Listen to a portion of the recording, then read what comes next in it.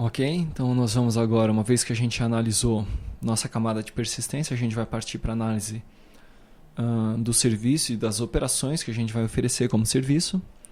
E a gente inicia analisando então a definição dos nossos contratos de dados, ok? Então, se você se lembra, não sei se você se lembra, mas quando eu falei dos conceitos associados à arquitetura da nossa aplicação especificamente em relação ao WCF, eu falei também de alguns conceitos que são associados a esse WCF.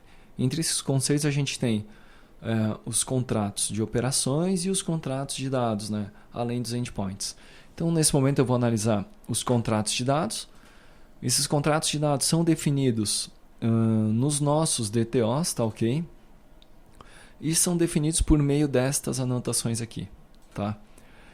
Então, todos os DTOs que são expostos e que vão para os clientes, a gente anota eles como contratos de dados, e os campos que são, e seus respectivos campos, são anotados com esse elemento aqui, membros de dados, tá certo? Então a gente tem essas anotações aqui, contratos de dados e contratos membros de dados, em todos os nossos DTOs, ok? Observe, né? Tanto no movimento caixa-banco, no fechamento caixa-banco, quanto no conta-caixa DTO. E nós temos também as anotações de contrato de serviço, né? Então, a anotação contrato de serviço é adicionada à nossa interface, iCaixa Banco Service, definido como contrato de serviço, e todas as operações que a gente vai expor como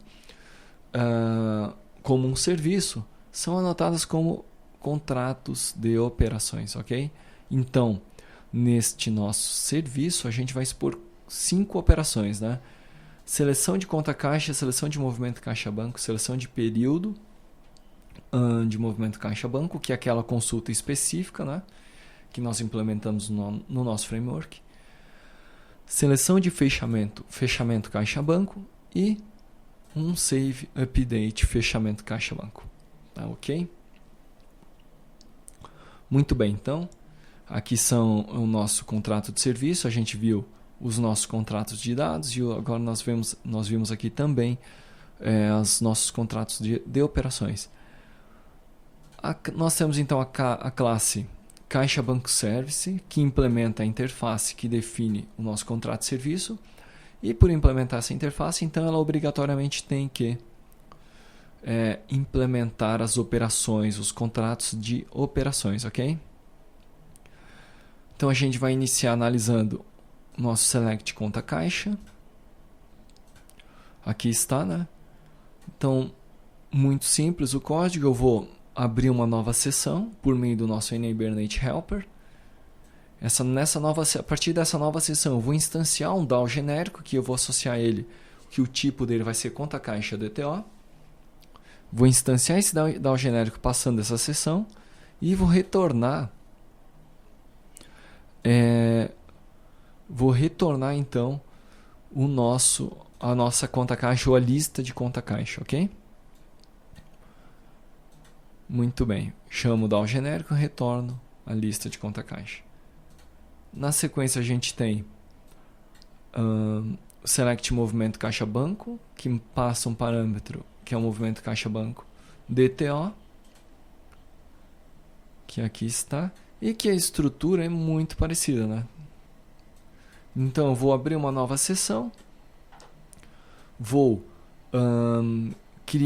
declarar um DAO genérico para movimento caixa DTO. Apesar do que, para movimento caixa DTO eu já tenho o meu específico, poderia declarar ele aqui diretamente.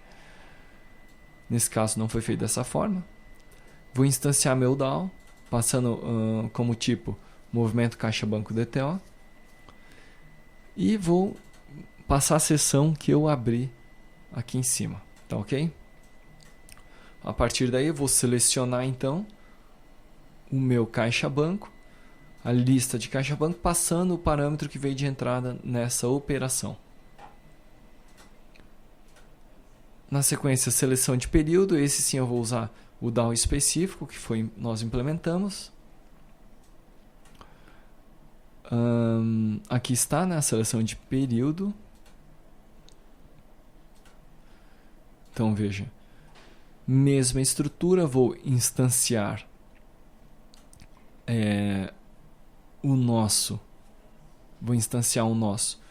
nossa sessão, abrir uma nova sessão, melhor dizendo, vou instanciar meu DAO específico. Observe que aqui eu não estou fazendo referência à interface, né? Estou fazendo referência à minha classe específica.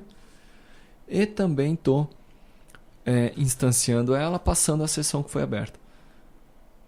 Passo como parâmetro, então, o período e o movimento caixa-banco que eu estou recebendo como entrada do método. Na sequência, então, eu vou ter mais dois métodos, select fechamento caixa-banco, que aqui está. Estrutura um pouco diferente, tá ok? Observe que estou fazendo uma seleção de fechamento caixa-banco e o objetivo desse fechamento é verificar se para um determinado movimento, se aquele movimento já foi fechado, tá ok? Então eu faço uma consulta utilizando meu DAO genérico, procurando por esse fechamento. Então eu consulto utilizando meu DAO genérico, procurando por um fechamento caixa-banco DTO, passando o fechamento caixa-banco como um parâmetro. E aqui veja o seguinte, eu estou utilizando uma consulta que me retorna uma lista. No entanto, eu já sei que pelas características do parâmetro de entrada, ou que é esperado que pela característica dos parâmetros de entrada só me retorne, se retornar, apenas um resultado. E na verdade esse resultado é o que importa, que é o primeiro resultado dessa lista de retorno. Por isso que eu dou um first aqui, né? Eu capturo o primeiro resultado, que é o resultado que me importa. Isso aí na verdade vai ficar mais claro quando a gente for analisar o cliente e visualizarmos ele chamando esse método especificamente, ok? Muito bem. Em relação aos métodos, a gente ainda tem para ver o Save Update. Save Update que é realizado apenas em cima do fechamento caixa-banco DTO. Se nós observarmos, está aqui. Bastante simples também, né? Nós temos o fechamento. Então, fechamento caixa-banco que vem como parâmetro, que realiza um Save Update. A gente instancia o DAO genérico, passando a sessão que nós abrimos anteriormente como parâmetro do nosso DAO genérico. E aí, em cima dele, a gente chama o Save Update, passando o fechamento caixa-banco que veio como parâmetro. Ou seja, caso haja um fechamento, ele vai atualizar. Se não houver, ele inclui na nossa base de dados esse novo registro. Muito bem, a gente vai então executar uma primeira consulta apenas para ver o serviço rodando. E a gente vai executar exatamente esse período. Eu vou passar aqui como ID conta caixa, parâmetro 1, e data pago recebido, vou colocar aqui maio, tá ok? Muito bem, vamos invocar. E aqui então veio 4 registros, tá ok? Muito bem, agora eu vou fazer aquela correção que a gente identificou anteriormente na consulta de período. A gente vai para a nossa implementação específica e aqui dentro então a gente vai remover esse código aqui.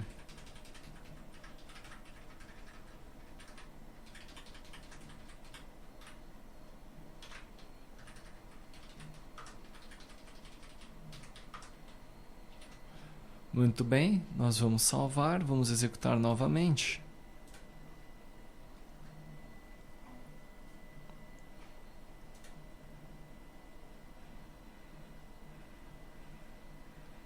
Select período.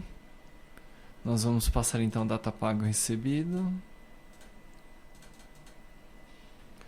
Mês 5 a gente espera que venha 4 registros no resultado, né? Muito bem, vamos invocar. E aqui está então, eu tenho os mesmos 4 registros. Vou mostrar a consulta. Bom, essa aqui é a consulta, lembrando que essa consulta aqui ela já vai em cima da nossa view, tá ok? Um outro exemplo, a gente poderia fazer aqui uma consulta de conta caixa.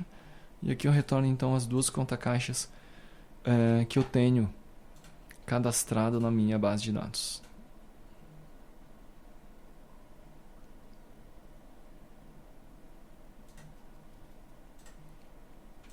Aqui está. Muito bem, então em relação ao nosso servidor era isso. Na sequência nós vamos já abordar nossa aplicação cliente, tá ok?